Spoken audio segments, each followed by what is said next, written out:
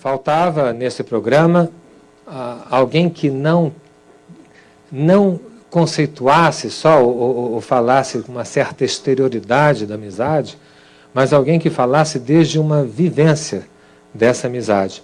E fiquei me perguntando quem poderia falar sobre isso, né? Vem aquelas coisas clássicas. Não, vamos ver o que Montaigne pensava sobre amizade. Vamos pensar nas grandes amizades. Mas são amizades de 200 anos, 300 anos atrás, né? Falei, mas não é possível, nós temos que ter um exemplo mais próximo. E aí quando eu pensei, mas como eu não pensei na evidência?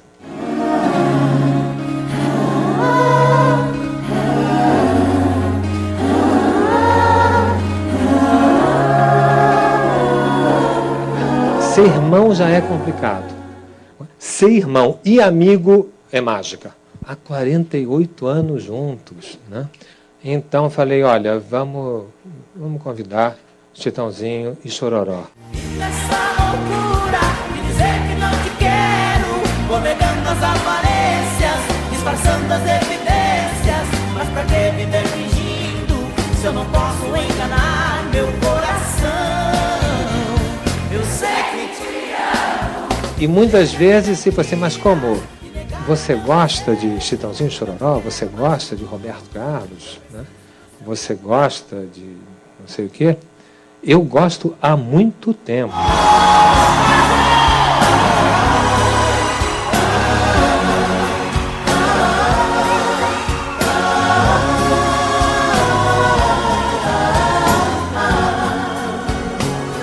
Essa diferença perdurou durante muito tempo.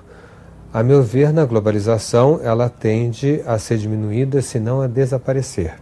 Se a academia não se aproximar do povo, né, não chegar ao pensamento dito vulgar, ela perderá a sua razão agora de ser. E esse homem da rua pensaria pela sua intuição, ele pensaria pela sua sacação, enfim, são termos que não são muito respeitáveis. Enquanto o homem da academia pensaria pela sua razão e poderia mostrar que a sua subjetividade, que o seu sentimento não estaria atrapalhando o seu pensar, que o seu pensar fosse quase como uma demonstração geométrica, limpo e ascético como um triângulo, como um retângulo. Tem que trazer o acadêmico para o que se diz povo, o povo para o que se diz acadêmico e progressivamente quebrar essa fronteira que é de uma era anterior à da globalização. Eu acho que 1 ou 2 anos atrás, numa grande conferência no Congresso Mundial de Psicanálise, eu precisava mostrar a diferença entre verdade, que hoje em dia nós estamos mais no mundo da prova da verdade, mas que existe uma evidência além da verdade. Falei, gente, vocês têm que entender que verdade é algo formalmente lógico e evidência é algo que ultrapassa essa verdade. Se vocês não entenderem, se não deu para entender, tem que ler 2 filósofos brasileiros, Chitãozinho e Chororó, né? com certo sotaque francês, assim, e vocês têm que ouvir, né? tem que ouvir eles falarem a respeito do como a evidência diz que a sua cabeça vai para um lugar e o pé vai para o outro, né? E o que a gente aprende na psicanálise é que quem manda é o pé, né? E não a cabeça. Então eu diria que, olha, se Lacan, com quem eu estudei, estivesse aqui hoje, eu diria assim, estaria muito contente, sabe? Ele me mostrou, quer dizer, todo mundo a quem ele é referência, dessa importância do pensamento da psicanálise não ficar enclausurada dentro de ambientes fechados e viciados e viciosos, né? Mas se isso não se abrir, se isso não for para o contato, se isso não for para a rua, não serve para coisa alguma. E além do mais, tem algo muito incomum, né, nas nossas profissões. Um psicanalista é um intérprete, vocês também. A nossa diferençazinha é o número de pessoas atingidas. Né? Mas, né, são intérpretes, né, intérpretes que que tocam com toda a polissemia desse termo. O pai deles chamava-se Mário, né? Infelizmente já morreu, e a mãe chama-se Araci, né? Está vivíssima, tivemos juntos no Sítio do Chitão, né? E canta, Mário cantava muito e Araci também, né? Canta. E aí o Mário anotava num caderninho as composições, as músicas que ele gostava, que ele compunha. E aquele caderninho era ouro para ele, né? Era um caderninho onde ele guardava as coisas dele. Aí a Rosária tinha 7 anos de idade e teve uma brilhante ideia, né? Quer dizer, brilhante ideia. Pegou o caderninho do pai e desenhou ele inteirinho. Rasgou também, muitas né? páginas. Jogou e tal, fora. Aí quando o seu Mário chegou em casa, né? Araci, cadê meu caderninho? Né? Não tinha mais ninguém para recuperar o diabo do caderninho, né? E o caderninho, e ele perdido, sabe lá o que é um compositor, o que é um cantor? Ficar sem o caderninho, né? Não tinha computador, né? Não tinha gravador, não tinha nada. Nem rádio tinha. A memória e o caderno. Aí aquele desespero, né? Quando de repente, né, 2 pivetes, Chitão, naquela época ainda era Zezinho, e Durval, e Chororó, que naquela época era Durval, né? Mas aí viraram os dois e disseram, não importa não, papai, né? Porque a gente sabe. E começaram a lembrança pela última música que Mário tinha composto, Cortando Estrada. É isso? Cortando Estrada. Cortando Estrada. É bonito, hein? A música é muito simples, né? Mas essa foi a primeira música que a gente cantou para ele. E aí conta. Né? E aí, quando ele ficou bravo, alterado, logicamente, como você falou, era o único registro que tinha. Na época não tinha gravador, nem rádio a gente tinha. A gente nem sabia que existia alguma coisa que gravava as vozes ainda, né? E acho que estava com menos idade, acho que 7 estão 9, se não me engano. Por aí. Aí nós cantamos a primeira vez, já eu comecei a fazer a voz que eu via, porque quando ele compunha as músicas, qual a forma de gravar a melodia? Cantava lá uns 10, 12 vezes, a nossa mãe fazia a primeira voz, a voz mais aguda, e ele fazia a segunda, ele tocava violão. E a gente sempre do lado, e com a cabeça de criança, realmente um computador, né? A nossa não era diferente. A gente foi decorando todas as letras que ele compunha e todas as melodias também. E quando ele falou, como vocês sabem cantar? Nós falamos, a gente canta. Aí nós cantamos, a gente ensaiava lá, escondido, nem a mãe sabia que a gente cantava. Sei lá onde é que a gente ensaiava. E aí cantamos a primeira canção, e aí ele ficou de boca aberta, poxa, vocês sabem fazer a primeira e segunda voz. Aí ele passou a ensinar um pouco que ele sabia de violão, que eu e o Chitão já arranhando também, porque a gente via ele tocando e ouvia as vozes dos dois, a gente decorou a maneira de cantar as músicas e de acompanhar também. E aí ele passou a ensinar um pouco mais do que ele sabia para a gente, e assim foi o começo da dupla Chitãozinho e Chororó. Na verdade, na época, os irmãos Lima, né? E a gente morava numa colônia. O nosso pai, ele passava a semana de segunda a sexta fora de casa. Ele transportava madeira, a gente morava numa serraria. E aí ele passava a semana viajando, e por isso que ele, final de semana ele ficava cantando e ensaiando. E aí a Rosária rasgou o caderno, ele ficou bravo e tal. Aí foi assim que ele descobriu que existia uma dupla em casa. Aí nós viramos atração na serraria, né? Aí ia cantar na casa do patrão, às vezes estava dormindo, tinha que acordar para cantar, aquelas coisas do interior. E a gente já começou, acho que nós fizemos um mau negócio, esse negócio de cantar não vai dar certo. Aí na quermesse, na igreja da cidade, na escola, no grupo escolar, com toda a comemoração que tinha, chama a dupla, e a gente tinha uma raiva danada, porque a gente gostava de cinema. Tinha um programa de auditório, de um concurso, todos, acho que era sábado, domingo, né? Domingo. E a gente sempre ganhava, porque acho que era o único artista que tinha ali também. Não é porque a gente era bom, não, só tinha nós. O prêmio era a entrada do cinema, era um... Não, ganhava um cachezinho simbólico, que dava justamente para pagar os 2 ingressos e comprar 2 pipocas e acabava o cachê. E a gente adorava sair do clube e ir para matinê.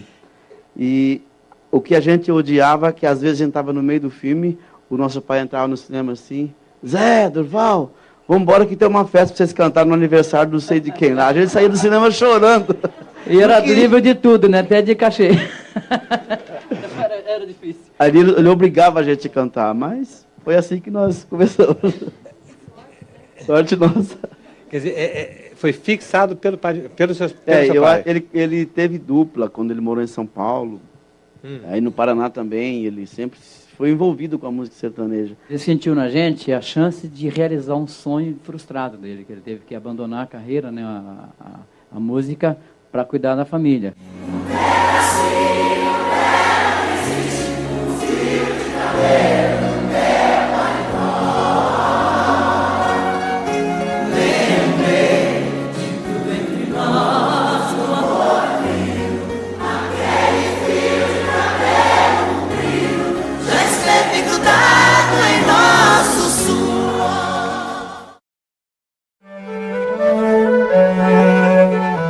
Eu lembro que Lacan gostava muito de um poema curtíssimo do Rimbaud, que diz: eu é um outro. E que outro é eu, senão, né, a minha alteridade, o meu amigo, o meu próximo. É engraçado que a biógrafa de vocês diz que você se identifica a voz da sua mãe e você do seu pai. E, aliás, também outra coisa que eu aprendi, que o público acha que o Chitão é o grande aprontador e que o Chororó é um santo. Né? É exatamente o oposto. Depende do ponto Vocês de viram vista. que eu não sou tão mal assim, né? Diz que é verdade, que tem saudade, que ainda você quer viver pra mim. Mas como é que é esse negócio de mãe e pai, dessa divisão de voz mãe e pai? Eu acho que é o timbre mesmo. Ele tem o privilégio de ter nascido com a voz tenor. E ele, além dele ter essa voz que vai numa tonalidade alta, com potência, ele também consegue fazer falsete. Isso é uma coisa que nasceu. Logicamente, com o tempo ele foi desenvolvendo. E Aprendeu ou não? Ele Não, teve que aprender? A gente aprende. Não, ele não, aprendeu. a coisa da música é uma coisa nata mesmo. Isso aí Não, vem no DNA. aliás, eu entendi. Ele aprendeu? Até hoje não. O Roberto Carlos fala um negócio muito interessante que eu acho bacana. Ele fala assim: a gente não termina um disco, a gente entrega um disco. Porque música não tem limite, não tem fronteira. Sempre você pode criar alguma coisa, né? Mesmo depois dela pronta. Foi se moldando. Mas você vê essa coisa do amigo, que é importante. Isso. Ele não tinha o grave que precisava, né? Aliás, os agudos para atingir, quando a nota exigia uma nota aguda da segunda voz, eu tive que me moldar ao tom dele. E quando eu mudei de voz, que eu perdi aquele agudo que eu tinha, eu sofri muito, porque ele não tinha o grave suficiente para fazer a nota baixa. Né, no dueto, no sistema da música sertaneja, era sempre cantada na época em duas vozes. Hoje é moleza, hoje ele faz os refrões só, o restante eu tenho que me virar sozinho. Eu não sei porque que ele ganha 50% até hoje. Pra mim. Pois é. Tá vendo? Amigo é assim, eu canto 100% e ele paga, ele recebe a metade certinho. Então, aí, de certa forma, foi até bom, porque da dificuldade dele fazer o agudo para minha voz, na época, eu baixei um pouquinho, e na dificuldade de fazer o grave, eu tive que segurar o agudo lá em cima, forçando a minha voz para poder atingir a nota, porque senão não dava para fazer a segunda voz. O que é amizade para você, Chororó? Para mim, amizade é como você falou, é não perguntar o porquê, é fazer. Uhum. Então, eu citava um exemplo, que tem o lado também da família, que eu com esse tamanho todo, que eu sou nervoso ao extremo. Se alguém chegar nele e empurrar ele, o cara vai levar um murro, mas não vai ver de onde vem. Porque eu sou assim. Mas não vai ter muito efeito, não tem, mas eu dou uma meia dúzia aí que aí pelo menos eu tô lá para cobrir o papel de amigo. Vocês já entraram em algum show Brigados? Brigados? Brigou na coxia, o camarim... Não, eu acho que... Eu não me lembro disso, mas eu se me lembro. Se acontecer... Aconteceu... Um show no Pacaembu, um lotado estádio. O Pacaembu era um festival, não me lembro qual o evento. Verdade. Aí a gente teve um quebra-pau feio naquela época, dentro do ônibus que a gente já viajava. E aí a gente entrou, sabe, de mão, ficou o tempo todo no camarim, um longe do outro. Mas na hora do palco, aí a amizade volta. O Chitão tem um lance muito legal. A música é uma coisa muito forte, é uma adrenalina. Quando solta, Quando solta assim, a abertura do show, a gente esquece. Né? Não, e ele tem um lance muito legal, que ele não guarda raiva. Eu já sou de ficar mais ruminando, assim, aquela coisa de... Você é baixinho invocado mesmo? Acho que é coisa de baixinho mesmo. Não, e eu fico, né, eu demoro um pouco mais para explodir, mas quando eu chuto o pau da barraca, demora um pouco mais, né, para retomar e para voltar às boas. Então não, ele fala aqui, de repente ali já esqueceu e já está... Toca a vida como se tivesse acontecido nada. A gente foi com o tempo descobrindo que cada um tinha seu gênio, a sua maneira de enxergar a vida, de viver. Aquilo que eu falei, a gente passou a respeitar, aquilo que a gente ensina para os filhos hoje, né? Meu espaço começa onde termina o seu. Quando a gente passou a entender isso, aí não teve mais discussão, não teve mais briga. E na música a gente sempre se entendeu muito. A gente curtia desde Raul Seixas, Neil Diamond, que a gente é fã até hoje, Roberto Carlos, todo mundo, a Tonico Tinoco. Então a música para a gente nunca teve fronteira, nunca teve barreiras. A gente sempre ouviu de tudo, de música orquestrada até rock and roll. Agora, por que você... Tem gente no ambiente musical, como no ambiente, por exemplo, acadêmico, né, que o empresarial, que são pessoas que escondem o leite, que conquistam alguma coisa, não dividem, achando que se dividir vão roubar, ou vão pegar de mim, né, que não divide palco, né? Vocês dividem palco até com analista, né? Então... eu acho que a vida, a gente tem que estar aprendendo a cada dia.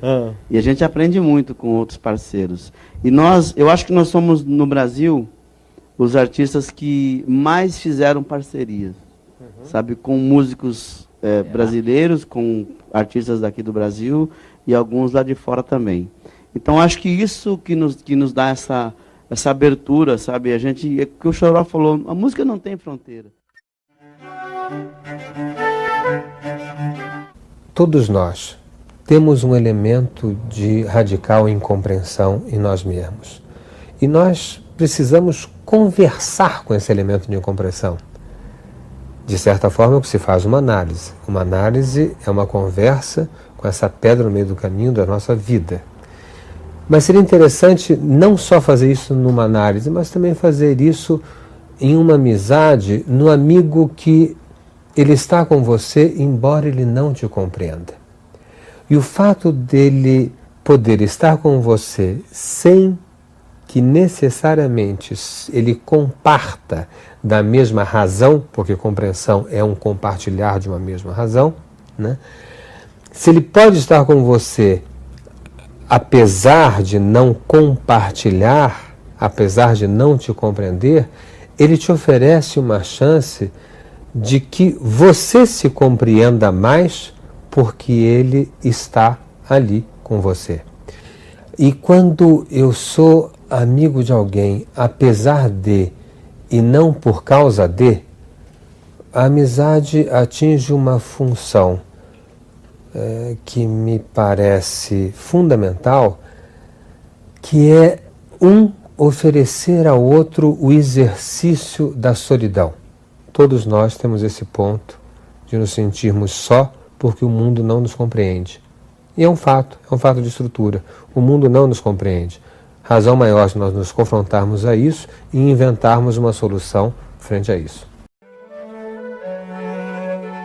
Faltava nesse programa alguém que não conceituasse só ou falasse com uma certa exterioridade da amizade, mas alguém que falasse desde uma vivência dessa amizade.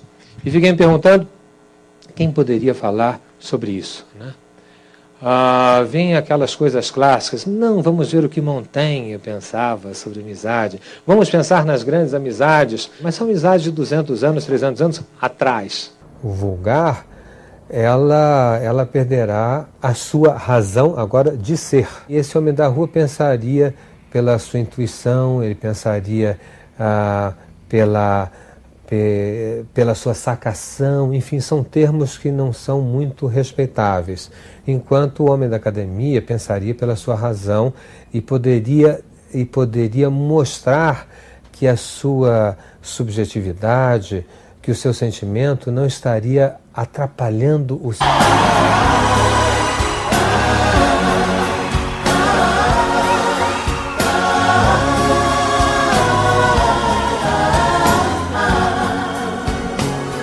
Essa diferença perdurou durante muito tempo. A meu ver, na globalização, ela tende a ser diminuída, se não a desaparecer. Se a academia não se aproximar do povo, né, não chegar ao pensamento dito, Chitãozinho e Chororó. Nessa loucura de dizer que não te quero, vou negando as aparências, disfarçando as evidências, mas pra que viver fingindo, se eu não posso enganar meu coração? Eu sei que te amo. E muitas vezes, tipo assim, mas como? Você gosta de Chitãozinho e Chororó? Você gosta de Roberto Carlos? Né? Você gosta de não sei o quê? Eu gosto há muito tempo. Né? Falei, mas não é possível, nós temos que ter um exemplo mais próximo. E aí quando eu pensei, mas como eu não pensei na evidência?